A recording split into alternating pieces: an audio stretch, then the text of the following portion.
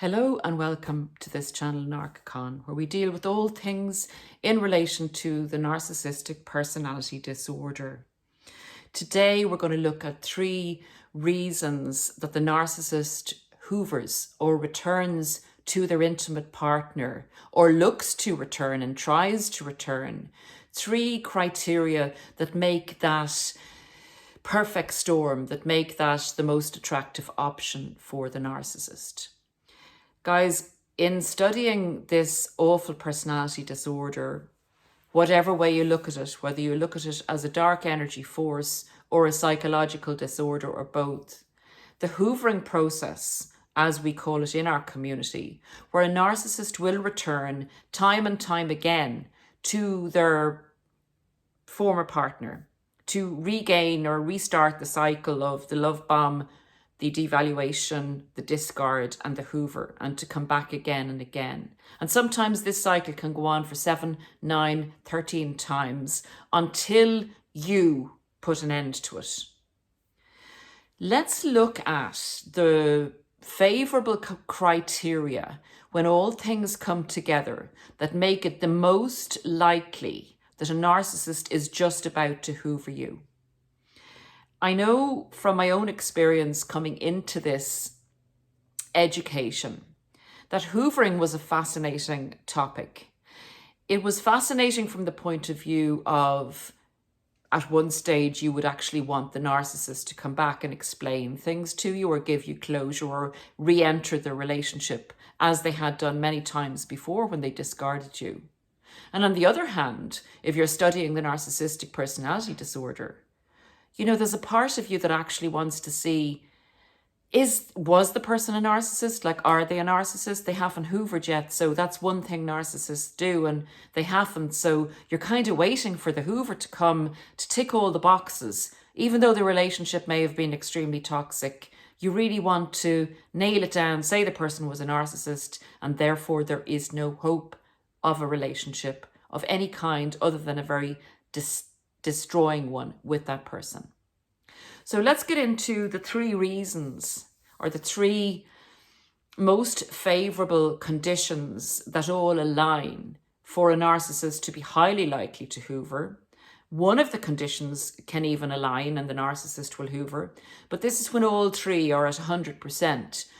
It would be highly unlikely that a narcissist wouldn't hoover if these 3 criteria were met. And first of all, let me start off by saying, of course, narcissists will hoover because they feel entitled to and they need narcissistic supply. So you can't put your mindset on a narcissist and say, well, after the things I said to them and the things they said to me, there's no possibility of that person hoovering or coming back into the relationship or asking me to re-involve myself in the relationship. Narcissists live in the moment. They change reality to suit the moment and to suit their needs and criteria. So they do not come to the table thinking even the same way as you. You speak a different language. It does not make sense to the narcissist the way you think, and we need to know how the narcissist thinks to understand exactly what's going on so that we will never have them in our lives again. That being said, let's get into it. The first thing to look at in assessing whether a narcissist is going to hoover sometime in the future or is about to hoover you immediately would be yourself and your own situation. So, believe you me, narcissists know if you're still hooked. They know if you're still under control. They nearly know it. They know it from the physical criteria, like of what you're posting on social media, of what your friends say, of what the flying monkeys feed back to them, or indeed if you're still trying to engage them in conversation by sending them emails, sending them texts, etc., etc. When all that dissipates, when you pull away and go no contact, when the flying monkeys are given the boot out the door, we don't want to see them anymore, when we're not posting on social media, when the narcissist can't pick up the cues to know that you're under control, That's the time that the possibility of a Hoover, whether it's a testing Hoover, a testing dip in to see how much control you're under, or whether there's been no contact for quite some time and the other criteria come into play, that the narcissist will come back to look at you as a possible resource for narcissistic supply and to re-enter the relationship with you. So you and how you're doing are important to whether the narcissist is going to come back and Hoover and when they're going to come back and Hoover.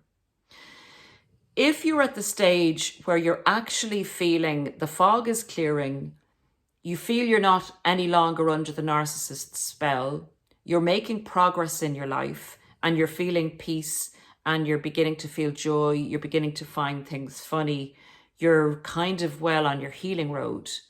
I honestly believe the narcissists and the spiritual energy that goes out from us as an individual is picked up by narcissists. But if that's too woohoo for you, the narcissist at this stage, when they're with another supply, always keeps their options open and looks at past sources of narcissistic supply, possible future ones, and ones that are kind of out there on the boiler, semi-boiling to maybe be picked up at some stage. There is never one person in the narcissist's heart, head, or mind. There's always options. So they do keep an eye on old sources of narcissistic supply, of old wives, girlfriends, boyfriends, husbands, people that they've lived with, etc. If they see or hear or sense after they do some digging that you're actually well on the way to a recovery, well on the way to getting over them, and actually your life's going a hell of a lot better. New job, new house, new car, something that they could benefit from, then you're highly likely to receive a Hoover. Sometimes you'll get the "are you in control" Hoover, the knock knock, a little knock knock on your door, or a little flying monkey being sent back in, just to see how you're feeling. And they can tell so much from your lack of response, your delayed response, your method of response and the words that you use as to if you still want them or not. Honestly, it's such a hard thing to quantify, as you know the essence of power between two people, and oftentimes one person is more into the other person than that person is into them. There's a slight imbalance, nearly a percentage basis. The narcissist is so attuned to control and how much people want them or how they feel about them, even to the point of paranoia. But they're so sensitive to how under control you are and how hooverable you are. It would blow your mind. So they're very, very, very good at picking up cues from people, and even, as I believe, and I'm sure some of you believe, spiritual energy cues as to, they're recovering, I'm going to go back in there and try and re-engage those neural pathways, try and trigger and stimulate some feelings for me again and rekindle the relationship. So that's one reason that a narcissist might hoover you. It's you being in recovery and doing better in your life and having energy to be taken and resources to be taken by the narcissist if they come back. So we're going to park that there. The next reason that the narcissist may return to Hoover sooner rather than later is their own situation. So when they left you, you were dumped and you weren't probably even worthy of putting into the trash bin. They just go off. They literally do not care. They don't want to know about you. They want you pushed aside. They want to kind of believe that you don't exist, other than if they do have to be reminded of you, they want to make sure that you're crushed, because that makes them feel good. So I've gone into that in a lot of other podcasts in relation to the cruel discards, so check them out. They're very informative about the narcissist and how they're feeling after they've dumped someone. So their situation that they've gone into, maybe they're 6 months away from you, maybe they're a year, maybe they're less. And the person they've left you for, or the one that they're trying to get under control and get into a relationship with, isn't looking as good as you were in giving them things.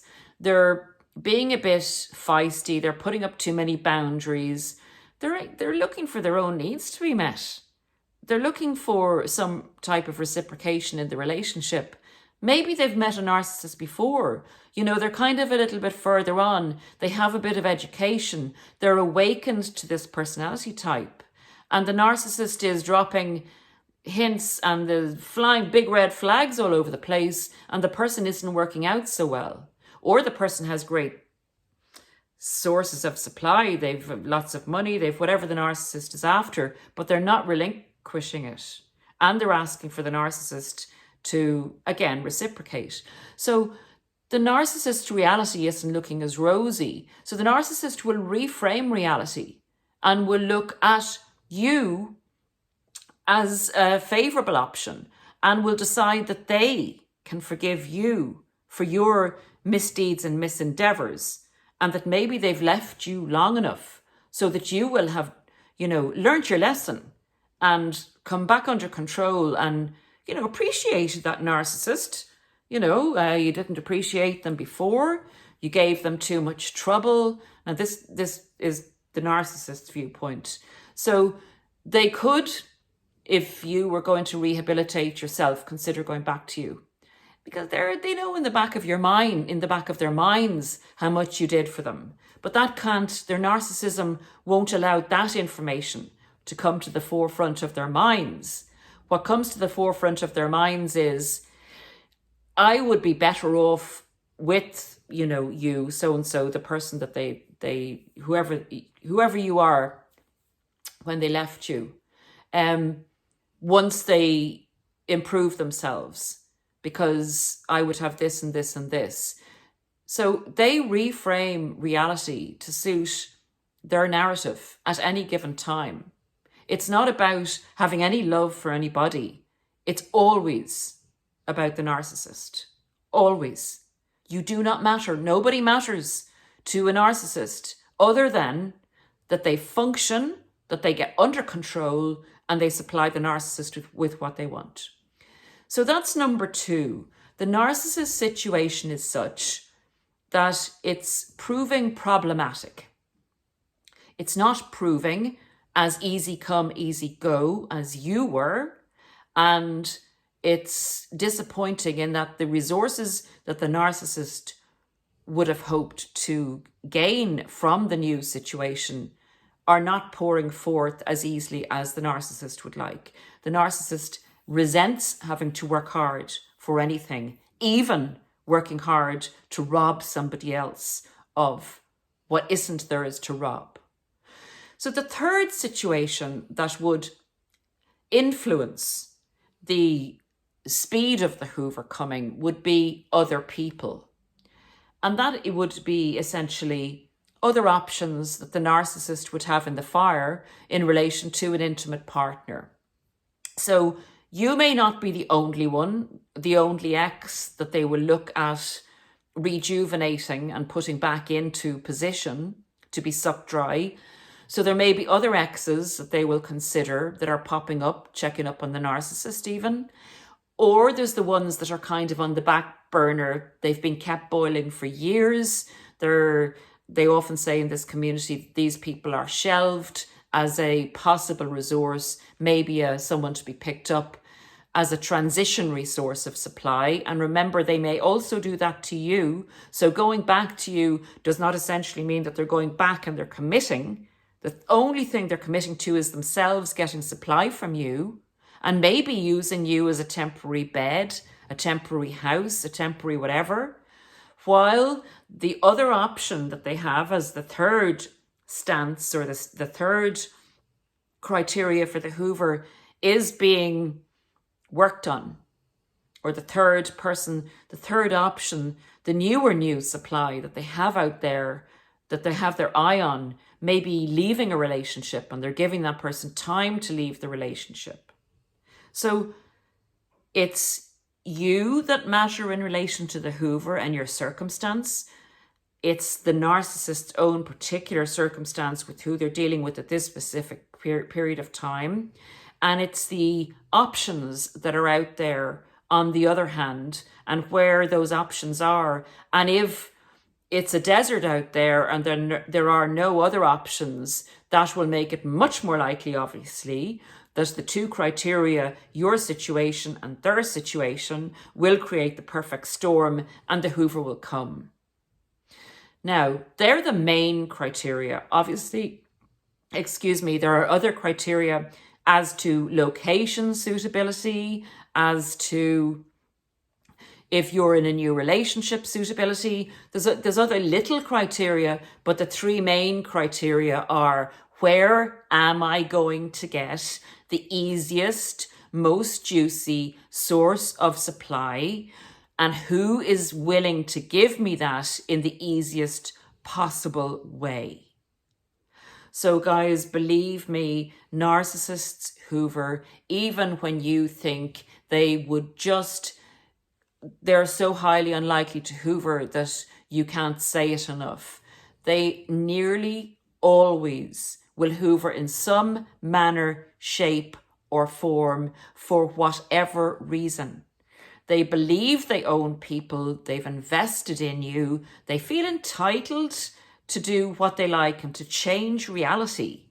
In this moment in time, if they need something from you, they expect you to forget everything else that's passed, in the past, starting afresh, and whatever happens today happens. So we cannot put our own mindsets onto the narcissist because it just doesn't work like that. So before I go today, I want to re-mention the buddy system that works on this channel. And the buddy system is literally another person who would like to offer you support and you them support, and hopefully in the same type of time zone. So when you connect, it'll be more convenient. The way it operates is simple. You leave a request in the comments section, buddy request, and your time zone. And a lot of people will actually leave the buddy request, and you might see 5 different requests and no one actually answering. So if you see a request and you're looking for a buddy, answer someone that's put that in the comments already, because it just works better that way. And in relation to how to follow up on that, I would suggest getting a new email set up and using that email specifically for that person. So that's the buddy system. People have asked me to speak on that in the comments on older videos. So that's it in a nutshell. It's quite a simple system. Some people have really used it to great effect. And, you know, if you can't particularly, say, afford coaching or whatever else you might need, this is a free support system of someone who's going through the narcissistic abuse cycle, recovery, post-discard, that can maybe be a little bit ahead of you, a little bit behind you, but you can offer each other support. Until the next time, you look after yourselves. Please take care. Please be nice to yourself. Please don't be hard on yourself. This is, in effect, a very dastardly experience that anyone will go through in a lifetime. It is spiritually, emotionally, psychologically, and oftentimes physically highly disturbing, and can leave you with a lot of post-traumatic stress, about which we will speak in the next podcast. Bye for now.